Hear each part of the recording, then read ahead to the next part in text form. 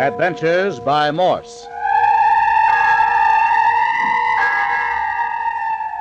Carlton E. Morse presents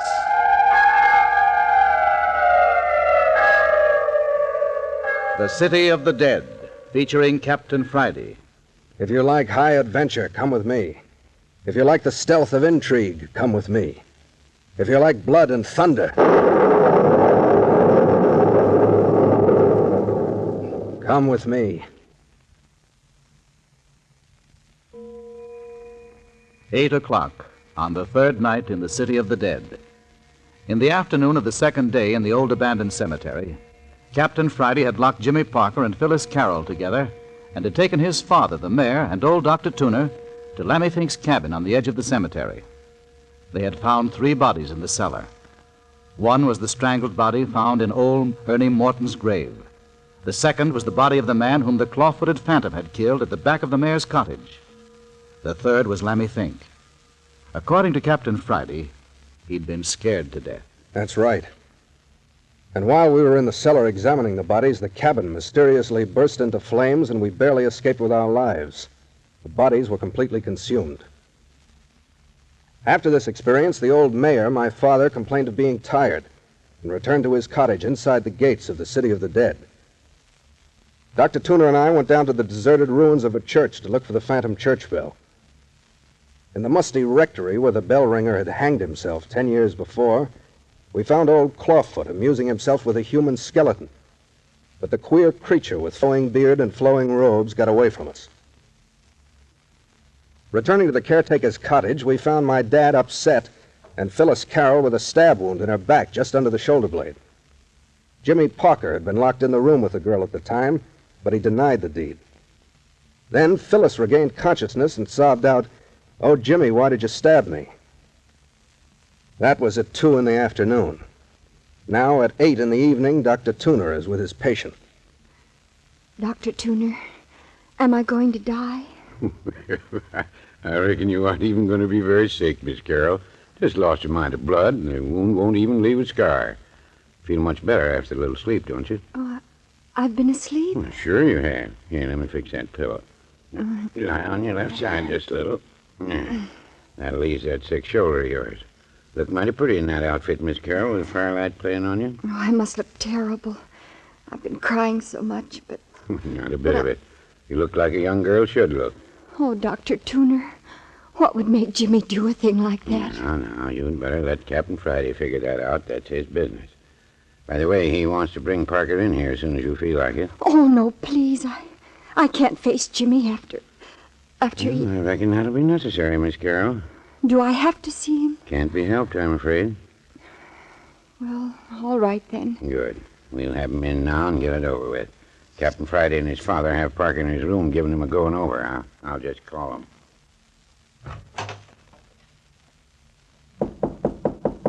Hi there, Captain. That you, Doctor? Miss Carroll's ready to see you next door. Good. Come on out, fella. Come on, Mayor. I'd rather not see Phyllis tonight. You know, what you want hasn't got anything to do with it. Go on in there and sit down. Okay. Have it your way, then. No, I want you facing the girl. Sit in that straight chair. Yeah, if I'd have known he's going to be all this rumpus, I'd have said take him to the city and lock him up from the first. Never mind, Mayor. We'll get things straightened out for you in the City of the Dead. I know the reason why. Aren't you ashamed of yourself, Parker? No, I'm not. I suppose you only regret that you didn't kill Miss Carroll outright, huh? Oh, Jimmy. You look here. I didn't stab Phyllis. How many times do I have to tell you? Miss Carroll says you did. Well, I didn't. You said he did, didn't you, Miss Carroll? Yes. You see, Parker? I'd like to hear her tell how I did it. I haven't any objection to that. Miss Carroll, do you mind? Oh, how could you, Jimmy? And all the time I thought it was you and me against everyone. Phyllis, how can you even think? Never mind, Parker. Tell your story, Miss Carroll. Well, we were talking... Tell us what you were talking about. I wanted to tell you everything we know about all this. I wanted to take a chance that you would help us out of a bad situation. Jimmy said no. He said that we... Go on. He said the circumstantial evidence was too strong against us. That we might... You might what? We might be found guilty of murder by our own words. Oh, I see. And you wanted to take a chance and tell anyway. Yes. I thought if we told everything now, we'd have a better chance than if we waited for you to find out for yourself. Good deduction, Miss Carroll. Well, then what happened? Well, we talked, and then I got angry. I turned my back and walked toward the door. Then, Miss Carroll? And then Jimmy stabbed me, and I fainted. No, Phyllis, no, I didn't. But it must have been you, Jimmy. We were locked in the room alone. It had Just to a be... minute. Miss Carroll, is that your only reason for believing Parker stabbed you? Why, yes. Did you see a knife in the room previous to the attack? No. Did you see Parker walk toward you or know that he was approaching you before the blow was struck? No. Did he say anything just before you fainted? Why, no. Of course not. Then all you know is that you were stabbed while locked in the room with Parker, and for that reason you suppose it was he that had done it. Well, but how could it have been anyone else? Didn't you ever hear of a knife thrower, Miss Carroll? You mean somebody threw a knife at me from the window? Why not? It wouldn't have been the first knife tossed through a window. Oh, then it wasn't, Jimmy. Then you didn't. Oh, Jimmy, I'm so ashamed. Phil, I didn't do it. Honestly, I didn't. Why, of course not. I know you didn't. Oh, Jimmy, can you ever forgive me? Of course, Phil. It's all right. Here, take my handkerchief. Oh, I've been such a fool. Forget it. But I've been so miserable. Oh, Jimmy, I felt so bad I could die. It made me sick, Phil, when I found out you thought I'd done it. I just couldn't believe it. Oh, I didn't want to think it, Jimmy, but well, I didn't see any other way out. All right now, Parker, come on back to your chair. Your hands aren't clean in this business yet. Oh, of course he's innocent. It's silly even to think of it anymore. Silly, huh? Well, then listen to what the mayor has to say on the subject. Go ahead, Dad. Don't want to be dragged on murder trials. Come on, Dad. Now, don't get temperamental. Don't sass me, young fella. Don't care if you are a detective. You was my son first. Look, Mayor, do you want this business cleaned up or don't you? Well, I was coming up on the porch after returning from Lammy Fink's cabin, where I left you folks. Yes? Heard a scream. Girl's voice? Naturally, seeing how it was Miss Carroll. All right, then what? Well, I ran into the house and unlocked the door where them two youngsters been locked up. Yes? And there was this fella, Parker, standing over the girl with both his hands bloody, and he was holding a knife. Well, what of it? Naturally, my hands would be bloody from pulling the knife out of Phyllis's shoulder, wouldn't they? That sounds pretty thin. Why wasn't you doing something for the girl instead of just standing over her with the knife in your hand? Well, I was so stunned by what had happened, I didn't know what I was doing. Looks mighty funny to me. Well, I can tell you some other things that look mighty funny, too. Why did you lock Phyllis and me up the first night? Where were you last night when old Clawfoot was roaming around? Why did Dr. Tooner here say you didn't have a telephone the first night we came?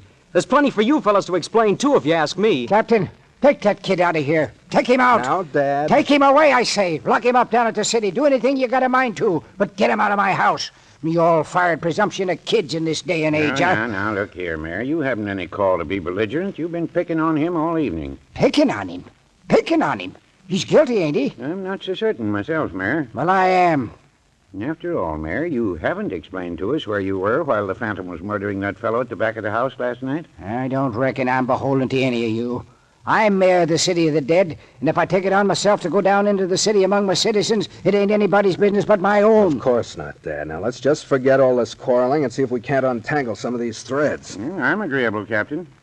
In the 2 days I've been here, one thing stands out. There's some force at work in the city of the dead. What you mean, force? Some group or groups of people acting in their own interests down among the graves. And I'd just like to lay my hands on them. Yeah. Well, there are 3 possible places from which this force may originate. 3? Yes, Dr. Tooner, 3. First, there's this Clawfoot Phantom of ours. You know he's a murderer. Didn't we see him kill the fellow at my window? He killed him, all right. What we don't know, however, is whether or not he's the force working against us. If he is against us, why did he attack the man who was trying to break in and disturb us? By Jasper, Captain, you mean Clawfoot's working with us and against the enemy? I don't know. Now then, the second source of this dangerous force may originate outside the city of the dead. Yes. That's it. It's an outside force that wants something here in the city of the dead and is willing to murder every one of us to get it. How do you know that, Parker? Why, I'm pretty sure of it. Why? Well, I don't know. I just think so. No, never mind now. That'll keep. Let's get back to the original question, the source of our danger. I've named 2, Clawfoot and an outside gang. I suppose I don't have to tell you the third source from which this force may be emanating. Well, I reckon you'd better. I don't follow you, Captain. Yes, go on, son. Quit your intimating and come out straight. I see you get what I mean anyway, Dad. All right, here it is. There's a fine chance that this malignant force we're fighting originates right in this little group. You mean someone here's a murderer? It's quite possible. Horse feathers. Why do you say that, Parker? Well, if you're trying to put the blame for all this business on Phyllis and me, you're out of luck, that's all. Why do you think I was accusing you? There are others in the room. Well, you wouldn't be likely to accuse your own father of the murder. No? And you've known Dr. Tuner all your life. Supposing I have. And that leaves only Phyllis and me. You can easily remove yourselves from the suspected group. How? Talk. How do you know it wouldn't put us in deeper than ever? Oh, Jimmy, no, it won't. Captain Friday will understand. We ought to tell. Honestly, we should. I don't think so. Don't be stubborn, Jimmy. Please let me tell. I don't like it. Please, Jimmy. Please. Can't keep a thing, can you? Jimmy, you know better than that. You know I'll never say a word until you give me permission. But it's the same as... Oh, go ahead and tell it. After all, it's your story. Jimmy, don't be angry. I've thought and thought about it, and any way I look at it, we'd be better off than we are now. You know what would happen to us if they found us guilty. But they couldn't do that. I know they couldn't. How do you know what a jury would do? Very well, Jimmy, if that's how you feel. Oh, go ahead and tell the whole thing. Maybe I'm all wet. Doesn't make much difference anyway. They're bound to find out if they keep looking. That's right, Miss Carroll. We're bound to find out. Oh, I don't know what to say now. Supposing I get us into a lot of trouble. Well, go ahead, Phil. Anyway, we're in up to our neck as it is. Well, please, could I have a glass of water first? Yeah, of course you can. Shoulder hurting you? Not too much. Just a numb ache. Yeah, here. Here's a glass. Thank you. Now, we're ready when you are, Miss Carroll. Well, I guess I should tell you first that I've known Jimmy Parker since I was 6 years old. He lived right across the street from me for 10 years. Should know each other pretty well. Oh, yes. We went to grammar school together and then to high school. In his senior year, his folks moved back east and Jimmy went with them. I didn't see him for a year then until he came back out here to attend the University of California. That explains how he happens to be living in a hotel. Yes. Well, now that you know about Jimmy and me, I guess I'd better go still further back. To my grandfather, my mother's folks. His name was Dr. Theodore Beverly, and he was... What? What did you say? Why, I said my grandfather was Dr. Theodore Beverly. Well, I swan. You hear that, Mayor? You mean Ted Beverly? Beverly that used to live on Van Ness Avenue before the San Francisco fire in 1906? Oh, yes. Yes. Do you know him, Mayor Friday? What are you doing down here in the city of the dead? Why, I said, what are you doing down here? Captain, these young'uns are up to no good. No good, do you hear me? Pack of thieves and cutthroats, that's what they are.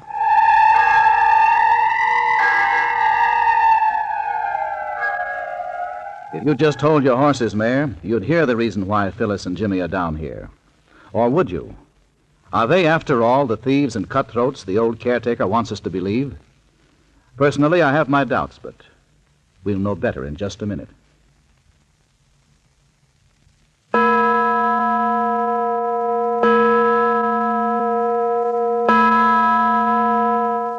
Hold on, Dad. Give Miss Carroll a chance. I don't like it. I don't want her down here. I don't want her nor nobody else. Never mind that, Mayor.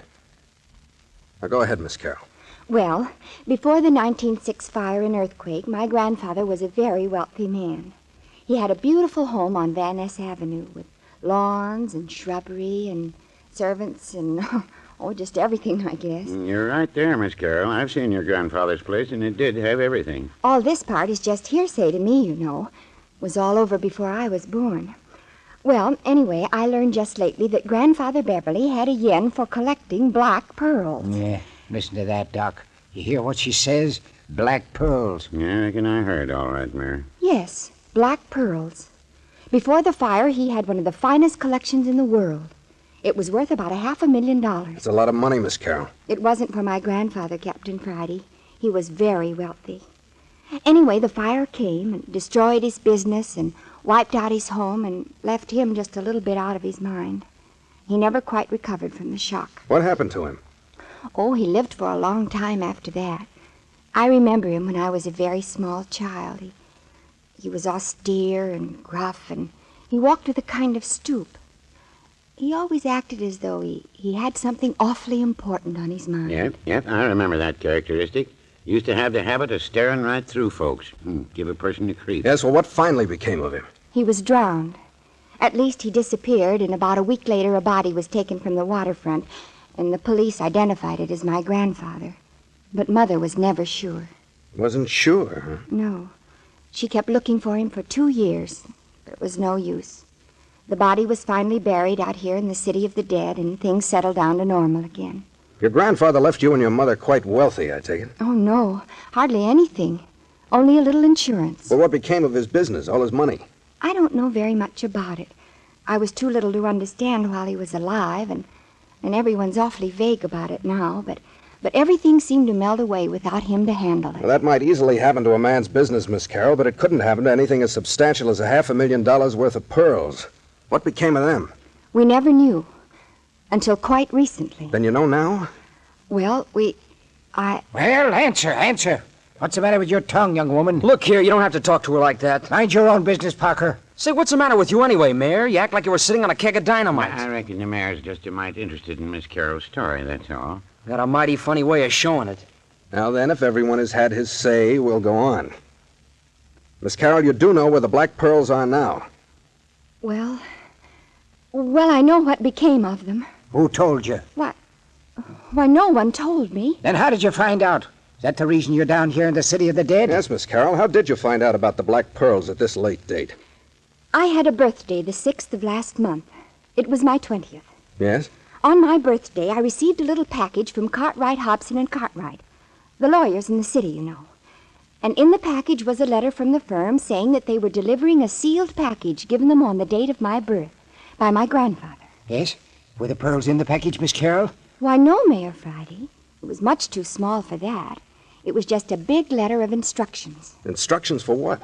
Telling where the black pearls actually were. Oh, I see. Oh, I was awfully excited. I called Jimmy at his hotel over in Berkeley and had him come over right away. Just how many persons did you let in on your secret? I didn't tell anyone but Jimmy. What about your mother? No, not even her. I wanted to keep it from her until I could be sure it was true. So Parker here was the only one you confided in? Yes. Well, what did your grandfather's letter say?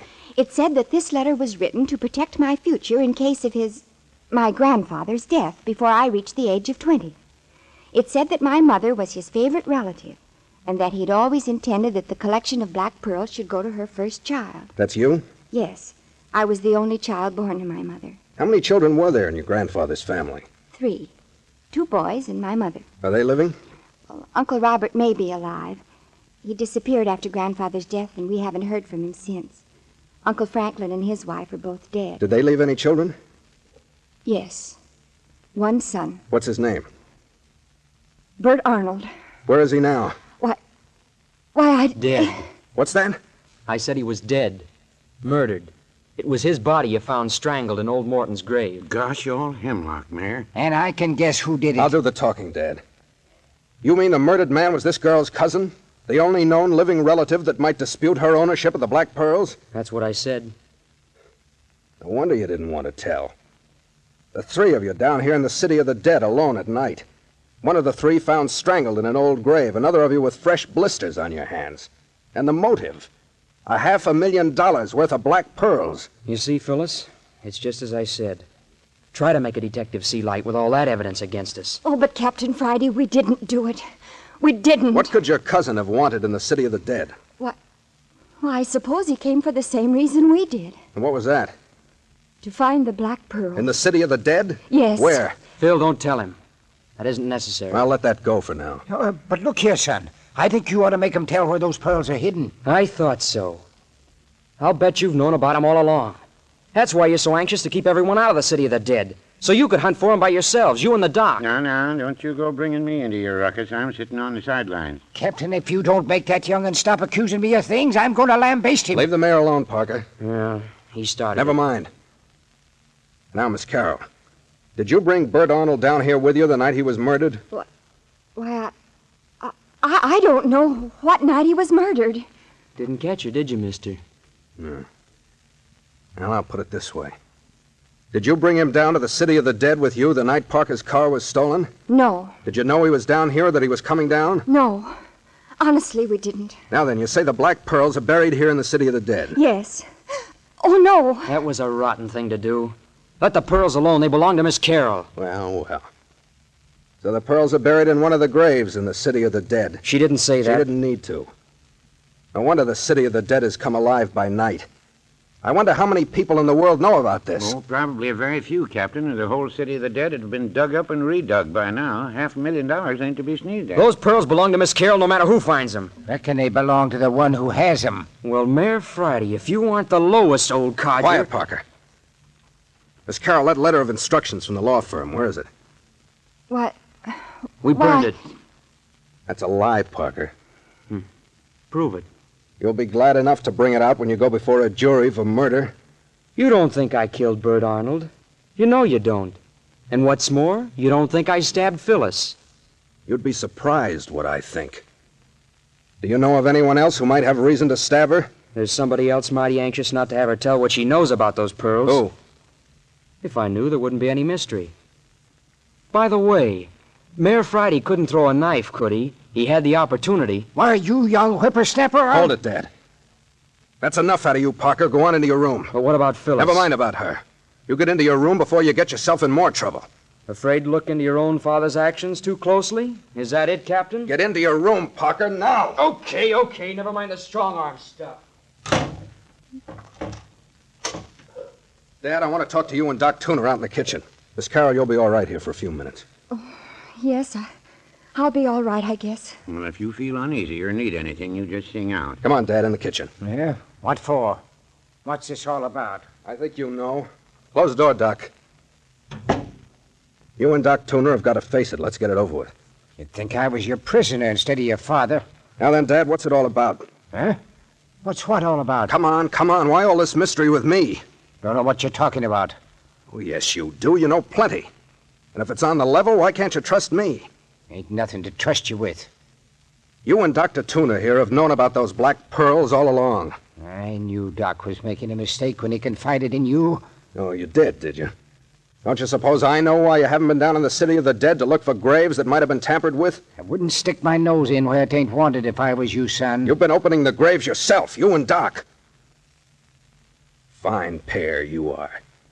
You with your talk about being mayor of the City of the Dead and aiming to see that none of your sleeping citizens shall be disturbed. No, Captain. And you, Doc, with your pretty talk about coming down here to visit your old friends and patients. Yeah. And all the time you've been digging into grave after grave for those black pearls. Aren't you ashamed of yourselves? You ain't got no right to talk to your father like this, Captain. I suppose you both know you could be sent up for the rest of your natural lives for this. I don't reckon you'd do a thing like that, Captain Friday. I ought to. Captain, you're hurting your father mighty deep talking that way. Well, what's he doing it for? Good heavens, man. He's got a trust here. He was put here to see that these sacred mounds of earth were not violated. And what has he done? Broken faith. Opened the graves himself. I reckon you see now, Doc Tooner, why I didn't want to bring nobody else into the City of the Dead. Captain, don't you reckon you better go a little easier on the mayor? Why should I? Well, after all, he's your father. Of course, I know you didn't have any part in the things young Parker keeps hinting at. Thanks. Grave robbing's bad enough in itself without adding murder to it. I reckon, son, if that's all you got to say, I'll be turning in. Now, listen here, Dad. There's something more behind all this. You aren't disturbing the dead just for those pearls. There is something else, isn't there? Reckon you had us lined up about right at the beginning, son. Doc and me are just a pair of skunks. Look here, Doc. I reckon your dad is right, Captain. Ain't no more use to discuss those things. That's Miss Carroll. Something's happened. Come on, you two. Miss Carroll, what is it? What's the matter? Oh, look! Look there by the door! Well, I'll be a son of a gun. Look, Doc, a visitor. A skeleton. Captain, what's that thing doing here? Where did it come from, Miss Carroll? Take it away!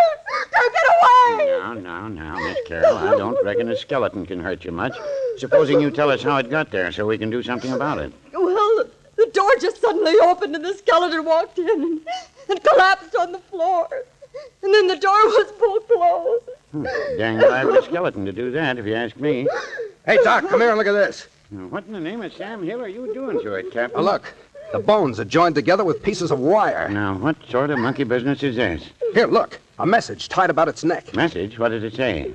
It says, I have come to you out of the grave marked Theodore Beverly, but I do not belong in his grave. I am not his skeleton. Theodore Beverly. Why, that's Miss Carroll's grandfather.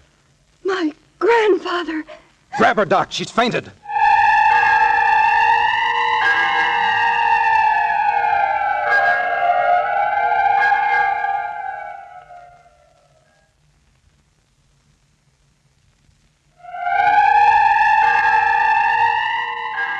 And now the very skeletons in the city of the dead are coming up out of their graves to identify themselves. But what does the message mean? I am out of the grave marked Theodore Beverly, but I am not his skeleton. And what has all this to do with the phantom church bell and old Clawfoot? Many of these things will be revealed to you next week when you hear Episode 6 of Carlton E. Morse's City of the Dead, entitled The Ghoul in the Grave.